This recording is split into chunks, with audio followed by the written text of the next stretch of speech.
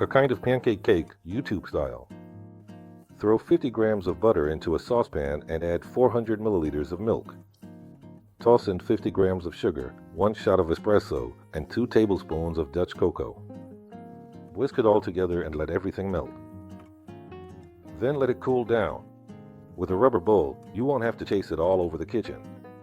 Pour 200 grams of all-purpose flour into it, add 2 eggs and a pinch of salt, and gradually whisk in the cooled mixture you prepared in the saucepan.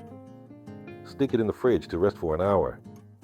Then, using melted butter, cook all the pancakes. And whatever you do, don't ask me anything about this recipe in the comments. I understand desserts about as well as Elena Skilarova understands Bitcoin. While your pancakes are cooling, start heating up some 40% cream. Add 70 grams of sugar and the seeds from 1 vanilla bean. Throw in the leftover vanilla pod too. It'll add flavor and aroma. When it's just about to boil, turn off the heat and let it cool down. I'm going to whip the cream with a stand mixer, but you can use a hand mixer or do it by hand. So, 2 portions of plain whipped cream plus the one that's flavored. Put everything in the mixer, lock it in, and whip it up in a flash. When the whipped cream is ready, pause it halfway, add 250 grams of mascarpone, and keep whipping until you have a thick cream. The next step, putting it all together, isn't exactly rocket science, kids.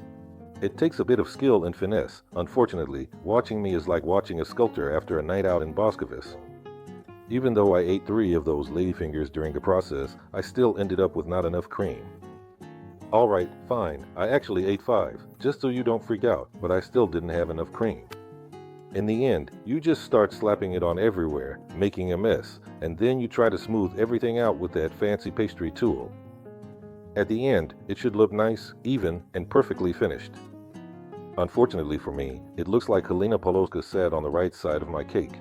Finally, dust it from above with Dutch cocoa powder like it's snowing, and pop it in the fridge to chill for 2 to 3 hours. Even though the whole time it looked like the dog and the cat were baking a cake together. If you only saw it from this point on, it actually looks pretty good in the end.